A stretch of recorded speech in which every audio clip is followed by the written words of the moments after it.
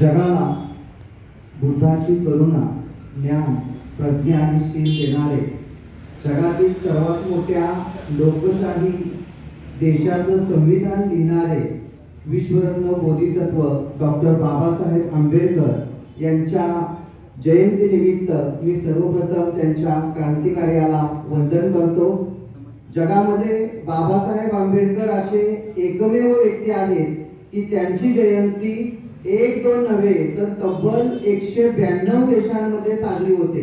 192 देशांमध्ये जयंती साजरी होणारे एकमेव महामानव म्हणजे डॉक्टर बाबासाहेब आंबेडकर आपल्याला दिसतात। त्याचं कारण असं आहे, त्यांनी जी लोकशाहीवादी संविधान आपल्या देशाला दिलं ते संविधान इतकं शक्तिशाली आहे की आज ही जगातील सर्व देशांना ते आदर्श वाटतं।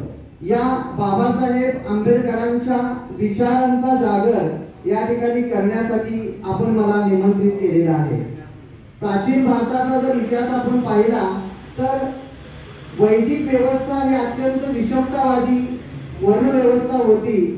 या वर्ण व्यवस्थेला पहिल्यांदा आव्हान देऊन ज्यांनी समतेचा विचार आपल्या समोर ठेवला, तुमच्या विश्वाचे निर्माते कुणी ब्रह्मा विष्णू महेश नाही तर तुमच्या विश्वाचे निर्माते तुम्हीच आहात, हा विश्वव्यापी संदेश ज्या मानवाने दिला, ज्याने स्वतः सांगितलं की तुम्ही स्वयंप्रकाशित व्हा, अशा महामानवाला ज्यांनी आपलं पहिलं गुरु मानलं ते तथागत गौतम बुद्ध।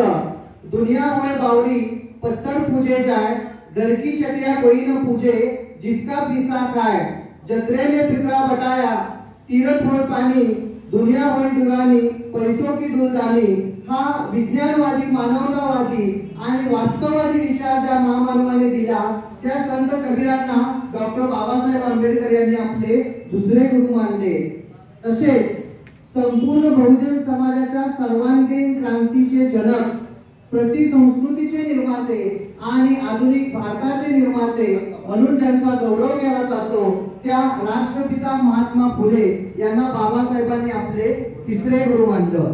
जी वर्णवादी व्यवस्था होती, विषमतावादी व्यवस्था होती, त्या व्यवस्थेला आव्हान देऊन या देशामध्ये शिवाजी महाराजांच्या रूपाने एक स्वराज्य निर्माण झालं। या स्वराज्याचं वैशिष्ट्य असं होतं, आदिलशाही होती ती आदिलशाही होती, निजामशाही होती ती निजामशाही होती, कुतुबशाही होती ती कुतुबशाही होती आणि मोगलांची होती ती मोगलाई होती। पण शिवाजी महाराजांनी निर्माण केलेली शाही ही शिवाजी महाराजांची शाही नव्हती किंवा भोसल्यांची शाही नव्हती, तर ते तुमचं आमचं सगळ्यांचं स्वराज्य होतं आणि हे स्वराज्य बाबासाहेब आंबेडकरांना अधिकृत होतं।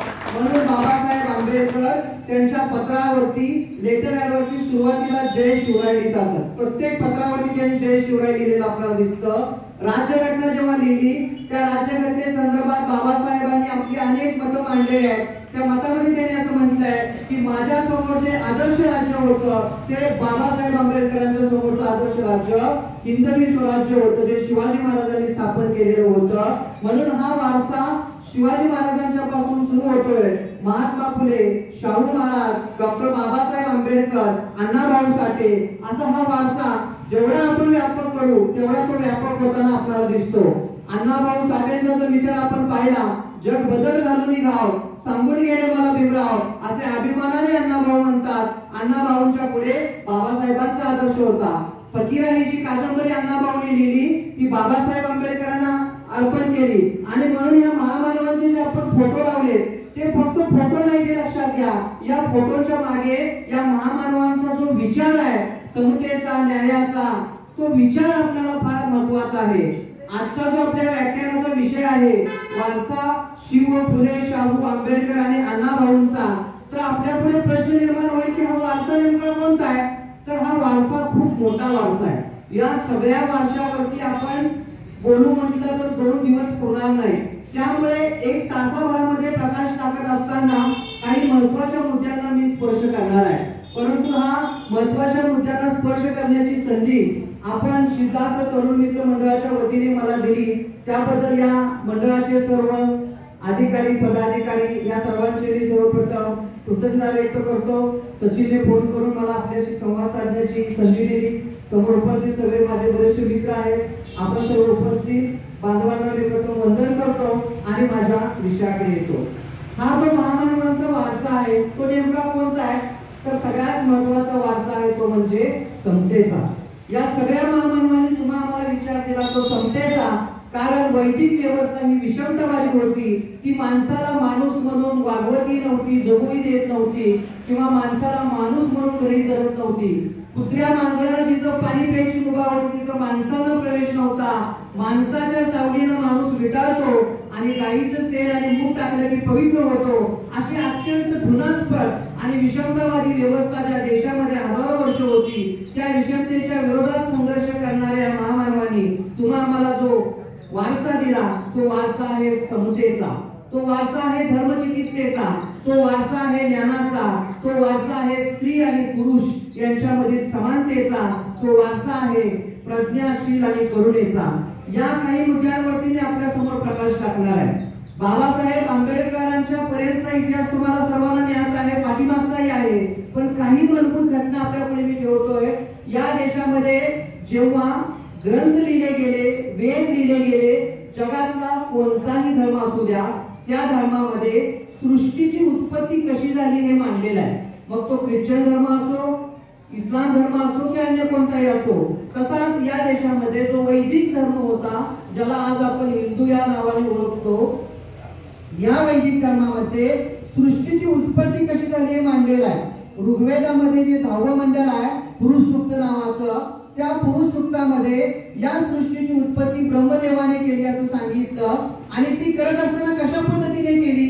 ब्रह्मदेवाने एका विराट पुरुषाचं रूप धारण केलं आणि या विराट पुरुषाचं रूप धारण केल्यानंतर त्या विराट पुरुषाच्या डोक्यातून तोंडातून कोण बाहेर आलं तर ब्राह्मण बाहेर आले।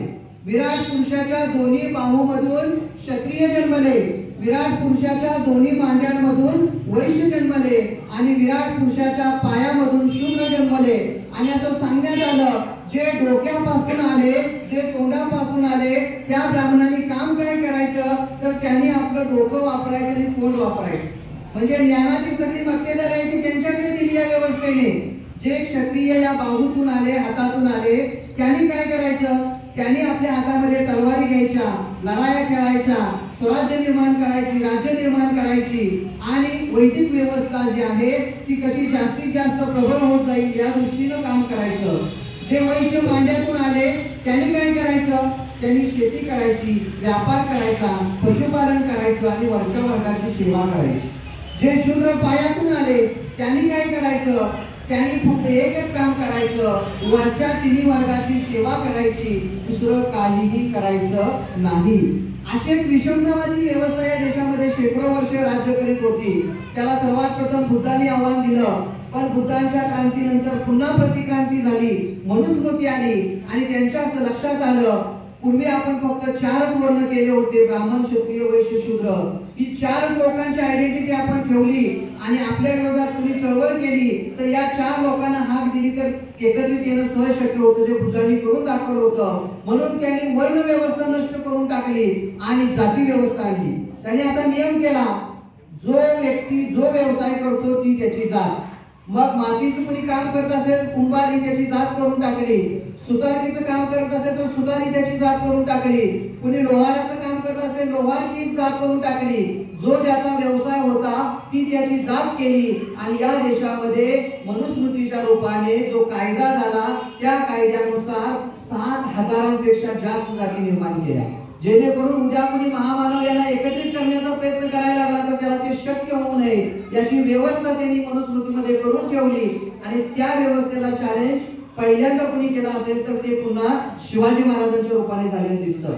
शिवाजी महाराज जेव्हा स्वतःचं राज्य निर्माण करण्यासाठी पुढे आले तेव्हा ते स्वतःचं राज्य नव्हतं तर तुमच्या आमच्या सगळ्यांचं राज्य होतं। त्या राज्यामधला प्रत्येक व्यक्ती असं म्हणत होता की हे राज्य माझं आहे। तानाजी मालुसरासारखा एक मावळा आधी लगीन कोंडाण्याचं आणि मग रायबाचं म्हणतो, कारण त्याला हे राज्य आपल्या मुलाच्या लग्नापेक्षा महत्वाचं वाटतं। शिवाय काशीद सारखा एक नाभिक समाजाचा माणूस हजारो वर्ष ज्यांच्या हातामध्ये व्यवस्थेने फक्त वस्तारा दिलेला होता, इतरांची केस आणि दाढी करणं एवढाच त्यांचा व्यवसाय होता, त्याच्या बाहेर त्यांनी जायचं नव्हतं। त्या व्यवस्थेला शिवाजी महाराजांनी आव्हान दिलं आणि या नाभिकांच्या हातामध्ये तलवारी दिल्या.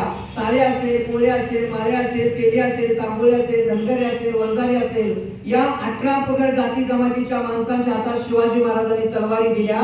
जी व्यवस्था फक्त क्षत्रियांच्या हातात तलवारी असू द्या असं म्हणत होतं, त्यांना आव्हान देऊन या मानवांच्या हातामध्ये तलवारी दिल्या आणि त्यांनी इतिहास घडवला. शिवा काशीद सारखा माणूस आधी शिवाजी महाराजांच्या साठी जेव्हा प्राण द्यायला तयार होतो ना, तेव्हा शिवाजी महाराजांना खूप वाईट वाटतं की हा चाललाय भेटीला खरा सिद्धीजोगच्या, पण याच्या समोर मरण आहे. तेव्हा शिवाजी महाराजांनी विचारलं की तुम्हाला खरंच जाऊ वाटतंय का? तेव्हा शिवा काशीद म्हणाला होता की राज, मी शिवा काशीद म्हणून जन्माला आलो असलो तर शिवाजी महाराज म्हणून मला मरण येतंय, याच्यासारखं दुसरं भाग्य मला नाही. अशी माणसं जी तयार झाली ना, ती का झाली? कारण शिवाजी महाराजांनी हे स्वराज्य आपलं स्वराज्य, शिवाजी महाराजांचं स्वराज्य किंवा भोसल्यांचं स्वराज्य केलं नाही. ते 18 पगड जाती जमातीच्या मावळ्यांचं स्वराज्य केलं. ते समतेचं स्वराज्य होतं, न्यायाचं स्वराज्य होतं. तिथे जात पाहून व्यक्तीची कुठली निवड केली जात नव्हती, तर व्यक्तीचं कर्तृत्व पाहून निवड केली जात होती. त्याचबरोबर एखादा गुन्हा केलेला गुन्हेगार तो कुठल्याही जातीचा असू द्या, ब्राह्मण जरी असला तरी त्याची कधी शिवाजी महाराजांनी दयामया केली नाही. अफजलखान भेटीच्या प्रसंगी कृष्णा भास्कर कुलकर्णी जेव्हा शिवाजी महाराजांच्यावरती तलवार चालवली, ब्राह्मणी व्यवस्था असं सांगते की ब्राह्मणाला कुणीच मारू शकत नाही. शिवाजी महाराजांनी ती व्यवस्था नाकारली आणि कृष्णा भास्कर कुलकर्ण्याचे 2 तुकडे केले. हे लक्षात घ्या की शिवाजी महाराज हे समतेचे, न्यायाचे राजे होते. म्हणून बाबासाहेब आंबेडकर आपल्या लेटर हॅडवरती जय शिवराय लिहायचे. राज्यघटना लिहित असताना बाबासाहेबांच्या समोर हा शिवाजी महाराजांचा आदर्श होता. पुढे महात्मा फुल्यांसारखा महामानव या देशात जन्माला आला.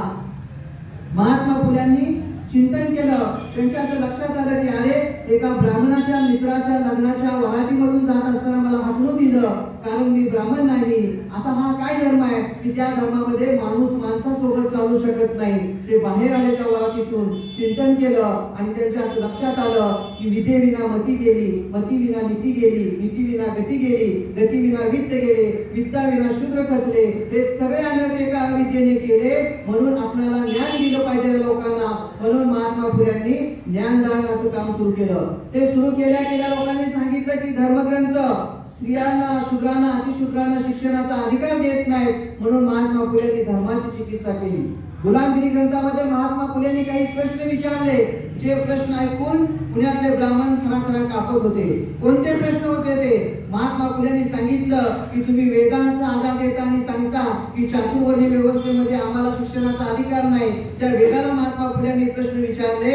पहिला प्रश्न होता, जर ब्रह्मदेव या सृष्टीवरती एकटाच होता, दुसरं कुणीच नव्हतं, तर मग ब्रह्मदेव गरोदर कुणापासून राहिला?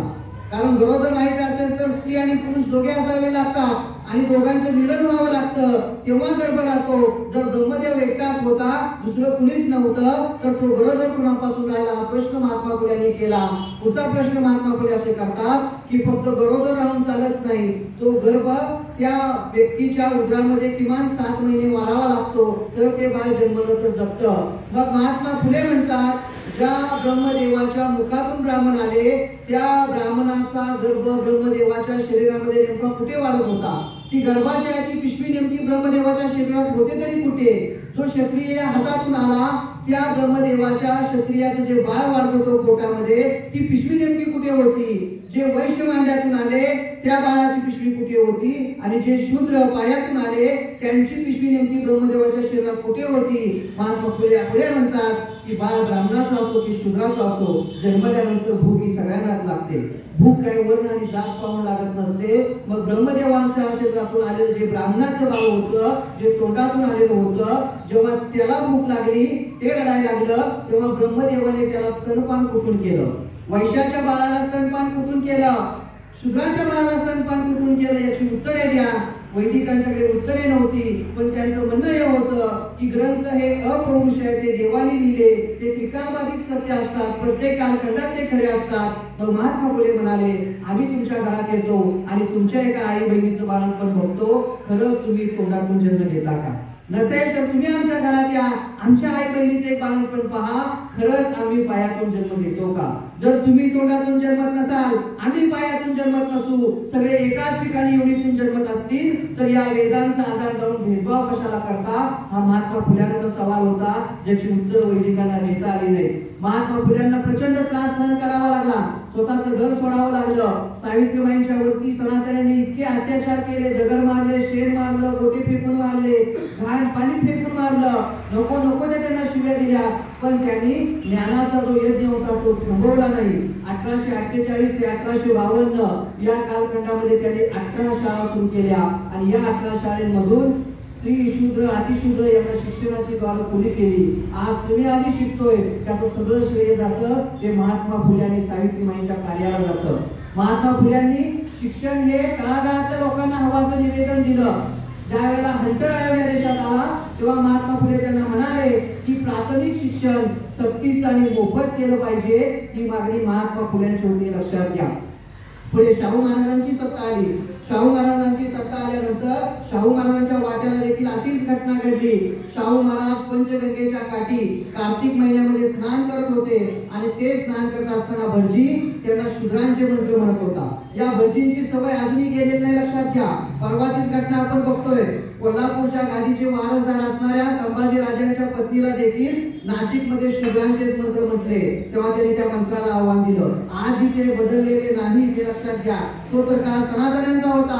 शाहू महाराजांना प्रश्न पडला, माझ्यासारख्या राजाला जर शूद्राचे हे मंत्र म्हणत असतील तर मग इतरांच्या बाबतीमध्ये काय आहे? शाहू महाराज एकदा साताऱ्याला एका मित्राच्या लग्नाला गेले होते. त्यांनी तिथं पाहिलं की एक भटजी जो स्वयंपाक करत होता, त्याच्या काखेला एक मांजर होतं. मांजर घेऊन तो इकडे तिकडे फिरत होता. शाहू महाराजांना वाटलं की पाहूया भोजन कसं चाललंय, काय तयारी चालले. म्हणून शाहू महाराज तिकडे चालले, तेव्हा त्यांना म्हणाले की राजे तुम्ही इकडे येऊ नका, तुमची सावली जर जेवणावरती पडली तर जेवण विटाळेल. शाहू महाराजांना खूप वाईट वाटलं. अरे माझ्यासारख्या राजाची ही अवस्था, मग सामान्य प्रजेची काय असेल? त्यांनी ठरवलं की ही व्यवस्था बदलवावी लागेल. पण ही व्यवस्था फक्त स्वतःपुरती बदलवून चालणार नाही, माझ्या सगळ्या समुदायाला देखील न्यायाची गोष्ट आपण त्यांना मिळवून द्यायला पाहिजे. म्हणून शाहू महाराजांनी शिक्षणाचा कायदा केला, जो महात्मा फुल्यांनी मांडला होता. प्राथमिक शिक्षण सक्तीचं आणि मोफत करा, हंटर आयोगापुढे तोच कायदा महात्मा फुल्यांनी आपल्या संस्थानामध्ये लागू केला. त्यांनी प्राथमिक शिक्षण सक्तीचं आणि मोफत केलं. एवढंच नाही, त्या काळात इंग्रजांचं संपूर्ण महाराष्ट्रासाठी शिक्षणाचं जेवढं बजेट होतं त्यापेक्षा जास्त बजेट शाहू महाराजांनी कोल्हापूर संस्थानामध्ये केलेलं दिसतं. त्यांनी वसतिगृहांची स्थापना केली. शाहू महाराजांच्या असं लक्षात आलं की भीमराव आंबेडकर नावाचा एक मुलगा चांगलं ज्ञान घेऊन आलेला आहे. तेव्हा शाहू महाराज स्वतः कोल्हापूर मुंबईला गेले. परळला ज्या ठिकाणी बाबासाहेब राहत होते तिथे गेले, त्यांची भेट घेतली, त्यांचा सत्कार केला. बाबासाहेब त्यांना म्हणाले, अहो राजे तुम्ही निरोप दिला असता तर आम्ही आला असतो, तुमच्यासारखा एवढा मोठा राजा माझ्या घरी आला हे मला कसं तरी वाटतं. त्यावेळेला शाहू महाराज म्हणाले होते, बाबासाहेब आम्ही परंपरेचे राजे आहे, तुम्ही ज्ञानाचे राजे आहात. परंपरेचे राजे शेकडो आहेत, पण ज्ञानाचा राजा लाखोंमध्ये एक होत असतो. ही धारणा लक्षात घ्या. शाहू महाराजांनी बाबासाहेबांना कोल्हापुरामध्ये बोलावलं, त्यांची हत्तीवरून मिरवणूक काढली आणि संपूर्ण कोल्हापूर नगरीमध्ये साखर आणि पेढे वाटले. त्या मेसेज जावा की शूद्र समाजातून आलेला एक व्यक्ती ज्ञानाने किती मोठा होतो. बाबासाहेबांना पुढे शिक्षणासाठी इंग्लंडला जायचं होतं, तेव्हा शाहू महाराजांनी त्यांना मदत केली. बहिष्कृत भारतचा अंक छापायचा होता, शाहू महाराजांनी मदत केली. हे लक्षात घ्या. ही ज्ञान परंपरा आहे, तीच पुढे बाबासाहेबांच्याकडे येते. बाबासाहेब तर शूद्र समाजातले, अस्पृश्य समाजाचे व्यवस्थेने मांडलेले होते. वर्गामध्ये त्यांना बसून शिकण्याची मुभा नव्हती. काही विषय असे होते वर्गाच्या बाहेर राहून त्यांना शिकावं लागत होतं. तरी देखील बाबासाहेबांनी ते विषय शिकले, कमीपणा मानला नाही. ज्यावेळेला बाबासाहेबांनी इथलं सगळं शिक्षण पूर्ण केलं, मॅट्रिकचं शिक्षण घेतलं, त्यावेळेला मुंबईमध्ये त्यांचा एक सत्कार झाला आणि तो सत्कार कृष्णराव अर्जुन केळुस्कर नावाच्या एका व्यक्तीने केला. तो सत्कार केल्यानंतर बाबासाहेब आंबेडकरांच्या हातामध्ये या कृष्णराव अर्जुन केळुस्करांनी एक ग्रंथ ठेवला. तो गौतम बुद्धांचं चरित्र होतं. बाबासाहेब म्हणतात, हा ग्रंथ जर त्यावेळी माझ्या हातात आला नसता तर मला बुद्धांचा रस्ता कधी सापडलाच नसता. त्यावेळेला हा सगळा मार्ग आपण लक्षात घ्यायला पाहिजे. बरोद्याच्या सयाजी गायकवाडांकडे बाबासाहेबांनी विनंती केली की मला उच्च शिक्षणासाठी अमेरिकेला जायचं आहे, तेव्हा सयाजी गायकवाडांनी त्यांना स्कॉलरशिप दिली. ती स्कॉलरशिप घेऊन बाबासाहेब अमेरिकेला गेले. कोलंबिया विद्यापीठामध्ये त्यांनी एमपील आणि पीएचडी केली. त्यांचा जो पीएचडीचा प्रबंध होता प्रॉब्लेम ऑफ द रुपीज, पैशाचा जो समस्येचा प्रश्न होता, तो ग्रंथ इतका मार्गदर्शक आहे की त्याच ग्रंथाच्या आधारे पुढे या देशामध्ये इंग्रजांनी भारतीय रिझर्व्ह बँकेची स्थापना केली. भारतीय रिझर्व्ह बँकेची जी सगळी नियमावली आहे ती बाबासाहेब आंबेडकरांच्या या ग्रंथातून आलेली आपल्याला दिसते. एवढं मोठं योगदान राष्ट्र निर्मितीचं बाबासाहेबांनी केलेलं दिसतं. कोलंबिया विद्यापीठातून ते ज्ञान घेऊन परत आले. बाबासाहेब आंबेडकर असे एकमेव व्यक्ती आहेत की त्यांच्या नावापुढे 32 डिग्री आहेत. 32. आपण घर बांधलं ना, घर बांधल्यानंतर घराच्या बाहेर पाटी लावतो. त्या पाटीवरती आपलं नाव असतं आणि नावाच्या खाली असतं आपण कोणती पदवी घेतली, आपलं शिक्षण किती घेतलंय. मी आजपर्यंत अनेक घर पाहिली, असं मी कुठलंही घर पाहिलं नाही की त्या घराच्या नावाच्या बाहेर पाटी आहे, त्या व्यक्तीचं नाव आहे, त्याच्यावरती 20 एकर बागायतदार लिहिले काय. असं कधी तुम्ही पाहिलंय काय? 5 गाड्यांचे मालक असं त्या नावाच्या खाली लिहिले कधी पाहिलंय का? कारण व्यक्तीची ओळख ही त्याच्याकडे किती जमीन आहे, किती प्रॉपर्टी आहे, किती बंगले आहेत, बँक बॅलन्स किती आहे याच्यावरती नसते. त्याने ज्ञान किती मिळवले, किती पदव्या मिळवले याच्यावरती असते. बाबासाहेबांनी 32 पदव्या मिळवलेल्या होत्या ही त्यांची सगळ्यात मोठी देण आहे. जगातील एवढ्या मोठ्या पदव्या कुणी मिळवलेल्या नाही ते लक्षात घ्या. जर आम्ही आमच्या बाबासाहेबांना वारस मानत असू तर आमचं कर्तव्य आहे की आम्ही सुद्धा अशाच पदव्या घेतल्या पाहिजे. केवळ एक दिवस जयंती करायची, मिरवणूक काढायची, नाचायचं, विसरून जायचं नाही चालणार. हा लढा आपण नाही जिंकू शकणार. 32 पदव्या बाबासाहेबांनी मिळवल्या. 23हून जास्त ग्रंथ बाबासाहेबांनी लिहिले. इतकी मोठी ज्ञान साधना बाबासाहेबांच्याकडे होती. तोच वारसा आपण पुढे घेऊन जातो अण्णाभाऊंच्याकडे. अण्णाभाऊंच्या वाट्याला तर 1.5 दिवसांची शाळा आली. पहिल्या दिवशी अण्णाभाऊ शाळेत गेले, दुसऱ्या दिवशी दुपारी तर मास्तरांनी मारलं, त्यांना हाकलून दिलं. ते शाळेच्या बाहेर आले. पुन्हा अण्णाभाऊ साठे कधीच शाळेत गेले नाहीत. पण शाळेत न जाणाऱ्या अण्णाभाऊ साठेंनी 32हून जास्त कादंबऱ्या लिहिल्या. 1 डझनहून जास्त अण्णाभाऊ साठेंनी कथासंग्रह लिहिले. अण्णाभाऊ साठेंच्या कादंबऱ्यावरती 6हून जास्त चित्रपट निघाले. साहित्य रत्न, विश्वरत्न म्हटले तरी अण्णाभाऊ साठेंना त्या पदव्या पूजाच होतील. इतकी मोठी संपदा अण्णाभाऊ साठे 1.5 दिवसाच्या शाळेमध्ये जर निर्माण करू शकत असतील तर आम्ही 18 वर्ष शाळेत गेल्यानंतर काय निर्माण केलं, हा प्रश्न तुम्ही आम्ही प्रामाणिकपणे स्वतःला विचारला पाहिजे. कारण आम्ही यांचे जर वारसदार असू तर त्याच वारसाला शोभेल असं तुमच्या आमच्याकडून काम झालं पाहिजे. तुमचं आमचं नाव घेतल्यानंतर सगळ्यांना अभिमान वाटत असं काम आमच्याकडून घडलं पाहिजे. तर हा ज्ञानाचा वारसा तुम्ही आम्ही इतरांना सांगू शकू, अभिमानाने सांगू शकू, हे लक्षात आपल्याला घ्यायला पाहिजे. फकीराची कादंबरी अण्णाभाऊंनी लिहिली ना, ती फकीरा कादंबरी अण्णाभाऊंनी बाबासाहेब आंबेडकरांना समर्पित केली. हा वारसा आपण समजावून घ्या. बाबासाहेब आंबेडकरांना कुणी कुणी गुरु मानले लक्षात घ्या. अण्णाभाऊंनी देखील त्यांना गुरु मानलं. अण्णाभाऊ जे पोवाडा लिहायचे त्या पोवाड्यामध्ये त्याने असं म्हटलेलं आहे की मी सगळी देवदेवता आहे ती सगळी गुंडाळी आणि वाटेच्या नदीमध्ये फेकून दिली, कारण बाबासाहेब माझ्या पुढे आदर्श होते, शिवाजी महाराज माझ्या पुढे आदर्श होते. ते अण्णाभाऊ साठे इतके क्रांतिकारी झाले पण व्यवस्थेने आजही त्यांना न्याय दिला नाही. महापुरुषांच्या ज्या सुट्ट्यांच्या याद्या आहेत ना, त्या यादीमध्ये अण्णाभाऊंचं नाव आहे, लक्षात घ्या. मध्यंतरी प्रयत्न झाला पण तो देखील त्यांनी नाकारला. ही व्यवस्था तुम्हाला सहजासहजी स्वीकारत नाही आणि स्वीकारली तरी त्यांच्या हिताची कशी असेल अशी स्वीकारते.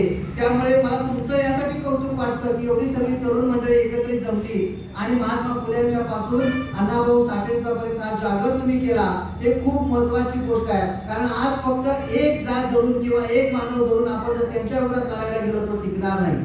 आज महाराष्ट्राची अवस्था, देशाची अवस्था तुम्ही बघताय. भल्याने एका रात्रीमध्ये जेलमध्ये टाकणारे यंत्रणा देशामध्ये तयार झालेले आहे. त्यांच्याशी आपल्याला जर लढायचं असेल तर या सगळ्या महामानवांना एकत्रित घेऊन एक वज्रमुठ करावी लागेल आणि संघर्ष करावा लागेल, तरच इथलं संविधान टिकू शकेल. आणि संविधान संपवण्याच्या शेवटच्या टप्प्यात आहे, लक्षात घ्या.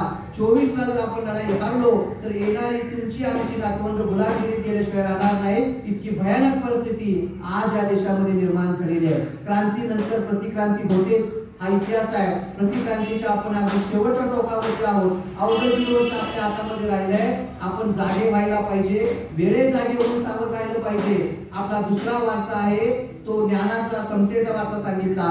तिसरा वारसा महत्वाचा आहे तो शिवाजी महाराजांचा. शिवाजी महाराजांचा आदर्श आज आपल्या समोर आहे. त्या काळामधल्या पिढ्यांनी होता. महात्मा फुले जेव्हा शिक्षणाचा यज्ञ चालवत होते, सर्वांना ज्ञान देण्याचं काम करत होते, तेव्हा पेपर वाचता वाचता त्यांच्या नजरेत एक गोष्ट आली. जेम्स डग्लस नावाचा एक इंग्रज अधिकारी या महाराष्ट्रात आलेला होता. कशासाठी आला? जेम्स डग्लस इंग्लंडमध्ये राहत होता. तो तिथल्या ग्रंथालय चालत होता. ग्रंथालय चालता चालता त्याला इंग्रजांच्या रेकॉर्डमध्ये अशी माहिती मिळाली की शिवाजी महाराज नावाची एक व्यक्ती महाराष्ट्रात होऊन गेली आणि ती इतकी प्रभावी होती की जगावरती राज्य करणाऱ्या इंग्रजांना शिवाजी महाराज असेपर्यंत पश्चिम किनाऱ्यावरती पाय देखील ठेवू दिला नव्हता. इतकी शक्तिशाली ताकद शिवाजी महाराजांच्याकडे होती. मग हा राजा नेमका होता कुठे, त्याचं राज्य कसं होतं हे पाहायला तो व्यक्ती इंग्लंडहून महाराष्ट्रामध्ये आला. त्याला असं कळालं की रायगडवरती शिवाजी महाराजांची समाधी आहे. तो रायगडवरती गेला समाधी शोधण्यासाठी. लक्षात घ्या की शिवाजी महाराजांच्या नंतर जेव्हा पेशवाई आली तेव्हा या पेशवाईंनी शिवाजी महाराजांचं नाव घ्यायला सुद्धा बंधन घातलेलं होतं. त्या रायगडवरती कुणी फिरकलं सुद्धा नव्हतं. एक राहिले साताऱ्याला, दुसरे राहिले कोल्हापूरला, ताराबाई राहिल्या कोल्हापूरला, शाहू राहिले साताऱ्याला. पुण्याकडे कुणी फिरकलं नाही. आज पुण्यामध्ये जो लाल महाल आहे तो लाल महाल शिवाजी महाराजांचे वडील शहाजीराजांनी बांधलेला लाल महालच नाही. आणि 4 दिवसापूर्वी पुन्हा लाल महाल पाहून आलो. अलीकडल्या काळामध्ये 1988 नंतर निर्माण केलेलं ते एक सिमेंटचं घर आहे. ते लाल महाल नाही. मग लाल महाल कुठे गेला? त्याच्याच पलीकडे तुम्ही गेला, शनिवार वाडा जर बाजूने फिरून पाहिला, संपूर्ण लाल विटाच्या बांधकामाने केलेले ते काम आहे. तो संपूर्ण लाल महाल जो आहे तो शनिवार वाडाचा आहे, लक्षात घ्या. पण आम्ही दुर्लक्ष केले की ते काय काय आमच्यापासून हिरावून घेऊ शकतात. अख्खाच्या अख्खा महाल त्यांनी हिरावून घेतला आणि पुढे प्रश्न विचारला म्हणून दुसरा डुप्लिकेट केला. आम्ही त्यांना हाच प्रश्न केला, हा जर लाल महाल डुप्लिकेट आहे तर ओरिजिनल कुठे आहे, कुठे गेला? शहाजहानने जेव्हा मुमताजसाठी ताजमहाल बांधला तेव्हा शहाजीराजांनी जिजामातेसाठी लाल महाल बांधला. ताजमहाल आहे तिथेच आहे, लाल महाल गेला कुठे? आम्ही डोळे उघडून उभा राहून प्रश्न विचारायला हवे ठणकावून, तर त्याची उत्तर मिळतील. आम्ही जर गाफील राहिलो, आज त्यांनी लाल महाल गायब केला, उद्या ते संविधान गायब करण्याच्या शेवटच्या टप्प्यात आहे, लक्षात घ्या. ते केव्हाही संविधान 24 नंतर गायब करू शकतील, इतकी ताकद आज त्यांनी मिळवली. त्यांच्या हातामध्ये आज न्याय सत्ता पूर्ण आलेली आहे. त्यांच्या हातामध्ये प्रसार माध्यम पूर्ण आलेले आहेत. कायदे सत्ता, कार्यकारी सत्ता तर आधीपासूनच त्यांनी मिळवलेली आहे. आता फक्त एक शेवटच्या घटकात ते पाहताय. त्यामुळे तुम्ही आम्ही सावध राहिलं पाहिजे, नाहीतर आम्हाला ज्यांनी आज माणसात आणलं ते संविधान देखील ते संपवायला उद्या कमी करणार नाहीत. आणि पहिल्यापासूनच त्यांची इच्छा आहे की संविधान काढून टाकावं. अटल बिहारी वाजपेयींच्या काळामध्ये देखील प्रयत्न झाला. ते म्हणाले सुद्धा आम्ही घटना बदलना चाहते, पण आपण त्यावेळेला संघर्ष केला, त्यामुळे त्यांना घटना बदलावा लागला. गुडघ्यात ऑपरेशन करून ते निघून गेले, पण ते घटना बदलू शकले नाहीत. पण त्यांनी खासगीकरणाचा रेटा एवढा आणलेला आहे. आज ज्या आरक्षणाने तुम्हाला नोकऱ्या मिळत आहेत त्या सगळ्या नोकऱ्या हिरावून घेतल्या जात आहेत. क्लास 3च्या, क्लास 4च्या सगळ्या नोकऱ्या आज गेल्या तुमच्या आमच्या. आज इथं कुठल्याही प्रकारचं आरक्षण नाही, कॉन्ट्रॅक्ट पद्धत आली. आज कलेक्टर होण्याची जी स्वप्न होती तुमच्या आमची ती देखील हिरावून घेतली गेलेली आहेत. आज डायरेक्ट कलेक्टर बनण्याची प्रक्रिया सुरू झालेली आहे. तुम्ही परवाच पाहिलं असेल की लोकसभेचा जो अध्यक्ष आहे त्याच्या मुलीला कुठलीही परीक्षा न देता कलेक्टर करण्यात आलं. अशी जवळपास 500 लोक कलेक्टर कुठलीही परीक्षा न देता केलेली आहेत. त्यामुळे आता तुम्हाला आम्हाला जायचं कुठं हा प्रश्न आहे की संविधान शिल्लक राहिलं तर तुमच्या आमच्या वाट्याला काहीतरी सुखाचे दिवस येतील. अन्यथा कौशल्य रोजगार योजना किंवा कौशल्याचं जे शिक्षण आणलंय ते दुसरं तिसरं काही नाही. सुतारानं पुन्हा सुतारकी करावी, लोहारानं पुन्हा लोहारकी करावी, धनगरानं पुन्हा शेळ्या राखायला जावं, याचंच नाव कौशल्य योजना आहे, लक्षात घ्या. त्याच्यामध्ये दुसरं तिसरं काही शिकवलं जात नाही. हाच व्यवसाय तुम्हाला शिकवायचा आहे आणि त्याच व्यवसायावरती तुम्ही जगावं ही त्यांची रणनीती आहे आणि ती नवीन शैक्षणिक धोरणामध्ये आलेली आहे. तुम्हाला आम्हाला जागा राहावं लागेल. जर आम्ही झोपलो तर संपलो म्हणून समजा. हा पेपर महात्मा फुलेंनी वाचला आणि त्यांना वाटलं अरे ज्या राजाने आम्हाला स्वाभिमानाने जगायला शिकवलं त्या राजाची समाधी सुद्धा कुठे माहित नाही. महात्मा फुलेंनी तुमच्यासारखी तरणीबाण मुलं गोळा केली आणि ते रायगडाच्या पायथ्याशी गेले. पूर्ण रायगडावरती काटेरी झाडी घाणेरी उगवलेली होती. हातामध्ये कुऱ्हाडी कोयते घेऊन 3 दिवस ते घाणेरी तोडत रायगडावरती शोधत होते शिवाजी महाराजांची समाधी. 3 दिवसानंतर त्यांना समाधी सापडली. ती समाधी इतकी विजीर्ण अवस्थेमध्ये होती, सगळी ते झाडे झुडपी उगवलेली होती, काटेरी झाडे होती. महात्मा फुले त्यांच्या सहकार्याने ती सगळी काटेरी झाडे तोडली. त्या ठिकाणी प्रचंड धूळ होती, ती सगळी साफ केली. शेजारी असणारं पाणी ते घेऊन आले, त्या समाधीवरती त्यांनी पाणी ओतलं आणि फुले आणली आणि ती फुले वाहिली. ही गोष्ट त्या ग्रामजोशाला कळाली. ग्रामजोशी पळत वरती आला. पायातल्या चपलाने त्यांनी त्या समाधीवरची फुलं लाताडली आणि त्यांनी सांगितलं, अरे शिवाजी हा शूद्र होता, त्याला तुम्ही देव केला, आम्ही ब्रह्मदेव आहे, आम्ही देव आहे, आम्ही भूदेव आहे, आमची पूजा करायची सोडून या शूद्राची कशाला पूजा केलीस? महात्मा फुल्याच्या अंगाचा तिळपापड झाला.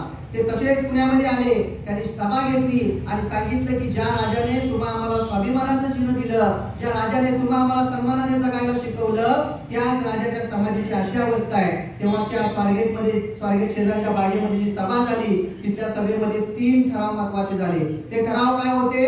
पहिला ठराव होता शिवाजी महाराजांच्या समाधीचा जीर्णोद्धार करायचा. महात्मा फुलेंनी झोळी फिरवली, जवळपास 54 रुपये तेव्हा तोळा झाले. जेव्हा सोनं 1 रुपया तोळा होतं, त्या काळामध्ये 54 रुपयाचं दान शिवप्रेमींनी दिलं आणि त्या दानातून महात्मा फुल्यांनी रायगडवरील शिवाजी महाराजांच्या समाधीचा जीर्णोद्धार केला. इंग्रजांना पत्र लिहिली की हा मोठा राजा आहे, या राजाच्या समाधीचं संरक्षण कायमस्वरूपी व्हावं याची तजवीज करा. हा प्रयत्न महात्मा फुल्यांनी केला. दुसरा ठराव होता शिवाजी महाराजांचं चरित्र लोकांसमोर आलं पाहिजे. आज आम्हाला शिवाजी महाराज माहित आहे, पण महात्मा फुलेंच्या काळामध्ये शिवाजी महाराजांच्या नावाच्या पलीकडे इतिहास कुणाला माहित नव्हता. इतका सगळा विसर पडलेला होता. महात्मा फुलेंनी 1869 साली शिवाजीराजे भोसले यांचा पोवाडा लिहिला, 1000 ओळींचा पोवाडा, आणि तो छापला. तिसरा जो महत्त्वाचा ठराव होता शिवाजी महाराजांची जयंती साजरी करण्याचा.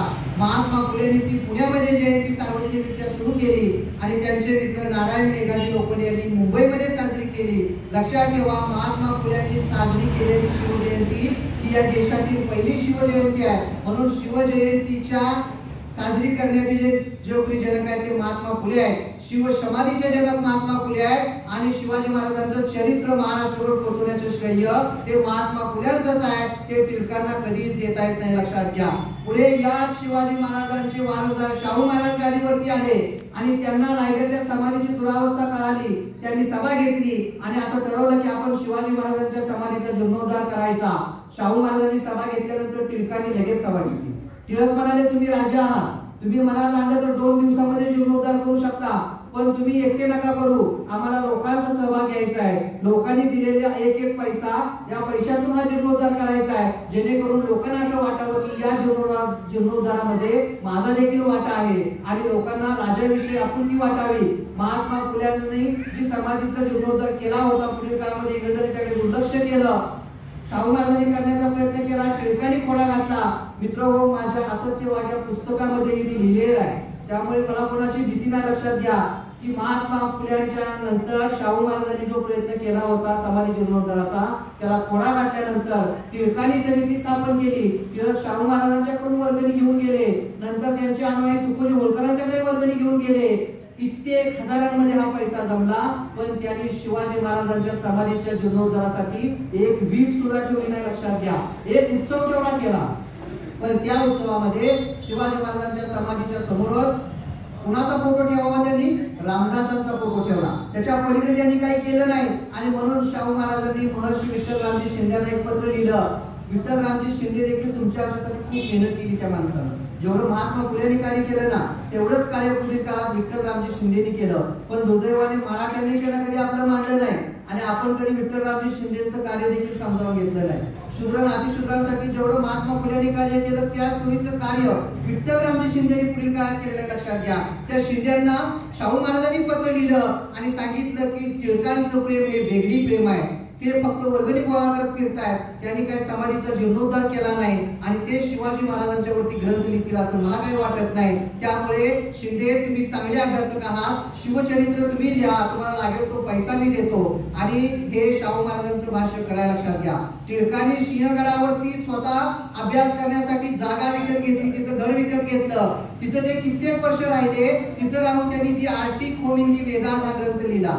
नंतर गीता रहस्याची प्रकरण त्यांनी तिथंच लिहिली. राहिलेला ग्रंथ त्यांनी तुरुंगामध्ये जाऊन लिहिला, पण शिवाजी महाराजांच्या वरती एक ओळ सुद्धा लोकमान्य टिळकांनी लिहिली नाही. लक्षात घ्या, त्यांनी शिवजयंती का साजरी केली? कारण जी शिवजयंती 18 पगड जाती जमातीमध्ये पसरलेली होती, ही शिवजयंती जर आपण हायजॅक केली तर या 18 पगड जाती जमातीच्या लोकांच्या मध्ये आपल्याला जाता येईल आणि आपल्याला प्रसिद्धी मिळवता येईल. या उद्देशाने त्यांनी शिवजयंती साजरी केली, हे माझं प्रामाणिक मत आहे. आणि पुढील काळामध्ये जेव्हा कोल्हापूर गादीचा वाद झाला, तेव्हा त्या वादामध्ये केसरीमध्ये या टिळकांनी काही लेख लिहिले. त्यातला एक लेख असा आहे, त्या लेखामध्ये ते असं म्हणतात की शिवाजी हा शूद्रच होता, पैशाच्या बळावरती गागाभटाने त्यांना गागाभटाने त्यांनी बोलावून आणलं, स्वतःच्या वजना एवढं पैसे त्यांना 2-2 वेळा तोडून दिले आणि पैशाच्या जोरावरती शिवाजी महाराजांनी राज्याभिषेक केला. ते क्षत्रिय नव्हते आणि म्हणूनच नीतीनं सूड घेतला आणि संडासामध्ये शिवाजी महाराजांचा मृत्यू झाला. हे वाक्य टिळकांचं केसरी मधले आहे, माझ्या पीएचडीच्या ग्रंथामध्ये मी ते छापलेलं आहे, लक्षात घ्या. त्यामुळे नेमका इतिहास काय आम्हाला माहित असायला पाहिजे. हेच टिळक जेव्हा शाहू महाराजांच्या गादीच्या संदर्भामध्ये काही भिकारी लिखाण करत होते, त्यांचे मित्र आगरकर लिखाण करीत होते, त्यावेळेला त्यांच्यावरती कोल्हापूरच्या बर्व्यांनी खटला भरला आणि खटला भरल्यानंतर टिळक आणि आगरकरांना शाहू घराण्याची बदनामी केली म्हणून 120 दिवसांचा तुरुंगवास झाला. डोंगरीच्या किल्ल्यामध्ये त्यांना तुरुंगात टाकलं. ते चांगले वागतात असं वाटल्यानंतर 19 दिवसांची त्यांची शिक्षा माफ झाली आणि 101-2 दिवस ते तुरुंगामध्ये राहिले. तुरुंगातून बाहेर आल्यानंतर त्यांनी डोंगरीच्या किल्ल्यातील 101 दिवस हा ग्रंथ लिहिलाय. तुम्हाला सांगायची गोष्ट यासाठी मी सांगतोय की या शिक्षेतून बाहेर येण्यासाठी त्यांना 10,000 रुपयांचा जामीन हवा होता. तेव्हा लोकमान्य टिळकांनी महात्मा फुलेंना पत्र लिहिलं. महात्मा फुलेंना पत्र लिहून सांगितलं की आम्हाला मदत करा, आम्हाला 10,000 रुपयांचा जामीन हवा आहे. मित्रांनो, ही गोष्ट तेव्हाची आहे जेव्हा तोळं 10 रुपये सोनं जे आहे ते 10 रुपये तोळा होतं. त्या काळामध्ये 10,000 रुपयाची मागणी टिळकांनी कुणाकडे केली? महात्मा फुलेंच्याकडे केली. त्यांनी पुन्हा हे ब्राह्मणांच्याकडे मागणी केली नाही, लक्षात घ्या. तुम्हाला प्रश्न पडेल महात्मा फुलेंच्याकडे एवढा पैसा आला कुठला? महात्मा फुले कुणी साधीसुधी व्यक्ती नव्हती. त्यांनी कमर्शियल कॉन्ट्रॅक्ट नावाची कंपनी स्थापन केली होती. त्या कंपनीमध्ये जवळपास त्यांचे 20 मित्र होते. या मित्रांनी मिळून ही कंपनी स्थापन केली, ती बांधकाम कंपनी. आणि या बांधकाम कंपनीने भारतभरामध्ये फार मोठी बांधकामं केलेली आहेत. आपल्याला कदाचित माहित नसेल, इंग्लंडच्या राजपुत्राचा जो राजवाडा आहे त्या राजवाड्याला लाजवेल इतका मोठा राजवाडा बडोद्याचे नरेश सयाजी महाराज गायकवाडांनी बांधला. तो जो लक्ष्मी पॅलेस आहे बडोद्याचा, तो महात्मा फुलेंच्या कंपनीने बांधलेला आहे, लक्षात घ्या. महात्मा फुले केवळ ज्ञान देणारे आणि समाज सुधारणा करणारे जेवढेच व्यक्ती नव्हते, तर ते फार मोठे समाज सुधारक होते. त्या ठिकाणी अण्णा आलेले आहेत, बाबा आलेले आहेत, राजश्री पाटील आलेले आहेत आणि आपल्या शिराळा कॉलेजचे प्राचार्य माननीय बनसोडे सर आलेले आहेत, उपप्राचार्य दशवंत सर आलेले आहेत. त्याचबरोबर शिराळा कॉलेजचे सर्व प्राध्यापक डॉक्टर हवालदार सर, सर्वच टीम आलेले आहे. आपल्या सर्वांचे मी मनपूर्वक स्वागत करतो. तर मित्रांनो, आपण सांगत होतो की लक्ष्मी पॅलेस हा जो राजवाडा आहे तो महात्मा ज्योतिराव फुल्यांच्या कंपनीने बांधला. आज तुम्ही मुंबईला गेला, त्या ठिकाणी जी महानगरपालिका आहे, ही महानगरपालिकेची बिल्डिंग महात्मा ज्योतिराव फुले यांच्या कंपनीने बांधलेली आपल्याला दिसते. आज तुम्ही पुण्याला जाताना ज्या बोगद्यातून जाता, तो जो कात्रजचा बोगदा आहे तो महात्मा ज्योतिराव फुल्यांच्या कंपनीने बांधलेला आहे. एरवड्या तुरुंगातून बाहेर येताना जो ब्रिज आहे तो ब्रिज महात्मा फुल्यांच्या कंपनीने बांधलेला आहे. इतकी मोठी सदनता महात्मा फुल्यांच्याकडे होती. त्यांनी वैमनस्य झालं नाही, ते चांगले होते. ख्रिस्त मोहम्मद मांग ब्राह्मणाशी धराव्या पोटाशी बंधुपरी हा विचार घेऊन त्यांनी लोकमान्य टिळकांना मदत केली. 10,000 रुपये त्या काळात दिले म्हणून ते बाहेर आले. पण बाहेर आल्यानंतर मात्र टिळकांचं फुल्यांच्या बाबतीतलं वागणं खूप विचित्र होतं. त्यामुळे आपण जायला नको. महात्मा फुल्यांनी हे दिव्य पेललं, पुढे शाहू महाराजांनी ते दिव्य पेललं. शिवाजी महाराजांच्या बाबतीमध्ये बाबासाहेबांचा तर इतिहास खूप जाज्वल आहे. बाबासाहेब आपल्या लेटर यावरती जय शिवराय लिहित होते. बाबासाहेब हे शिवाजी महाराजांची प्रेरणा, शिवाजी महाराज हे बाबासाहेबांची प्रेरणा होती. ज्या वेळेला त्यांनी मनुस्मृती जाळण्याचा विचार केला तेव्हा त्यांनी क्षेत्र निवडलं ते महाड, रायगडच्या पायथ्याशी. का निवडलं ते रायगडच्या पायथ्याशी क्षेत्र? कारण याच रायगडवरती शिवाजी महाराजांनी हिंदवी स्वराज्य निर्माण करून मनुस्मृतीला प्रत्यक्ष जाणण्याचं जे काम होतं, नाकारण्याचं काम होतं, ते केलेलं होतं. आणि म्हणून बाबासाहेब आंबेडकरांनी महाडमध्ये 14 तळ्याचा सत्याग्रह केला आणि त्या ठिकाणी मनुस्मृतीचं दहन केलं, हे लक्षात घ्या. पुढील काळामध्ये आपण अण्णाभाऊ साठ्यांचा विचार जर पाहिला तर मी ठामपणे सांगेन, शिवाजी महाराजांचं चरित्र जगभर नेलं ते अण्णाभाऊ साठे याच व्यक्तीने नेलं. ते बाबा पुरंदऱ्याने नेलं नाही किंवा भिडे गुरुजीने तर अजिबातच नेलं नाही. अण्णाभाऊ साठेंनी शिवचरित्र जगभर नेलं. आपण अण्णाभाऊ साठेंचं माझा रशियन प्रवासी आत्मचरित्र जरूर वाचा. त्यामध्ये तुम्हाला कळेल की अण्णाभाऊ साठेंना रशियामधून स्पेशल विमान पाठवण्यात आलेलं होतं की तुम्ही रशियाला या. त्यावेळेला पंडित नेहरू या देशाचे पंतप्रधान होते. पंडित नेहरूंना अण्णाभाऊ साठे कोण आहे हे माहित नव्हतं. त्यांनी महाराष्ट्रामध्ये चव्हाणांना फोन केला. यशवंतराव चव्हाणांना देखील अण्णाभाऊ साठे कोण माहित नव्हतं. शोध घेतल्यानंतर त्यांना सापडलं की तुकाराम साठे म्हणजे अण्णाभाऊ साठे आहे. त्यांना आश्चर्य वाटलं की रशिया सारखा एक देश अण्णाभाऊ साठेंना तिकडे नेण्यासाठी विमान पाठवतोय. अण्णाभाऊ साठे विमानाने रशियाला गेले. एक गोष्ट लक्षात घ्या, वाटेगाव मधून अण्णाभाऊ साठे जेव्हा मुंबईला गेले ना तेव्हा ते पायी चालत गेलेले होते. त्यांना बसण्यासाठी कुठलं वाहन देखील नव्हतं. पण ज्ञानाच्या जोरावरती ते इतके मोठे झाले की आता रशियाने त्यांना विमान पाठवलेलं होतं भारतातून रशियाला घेऊन जाण्यासाठी. अण्णाभाऊ रशियाला गेले. रशियामध्ये त्यांचा मॉस्को येथे मोठा सत्कार झाला आणि अण्णाभाऊ साठेंनी रशियामध्ये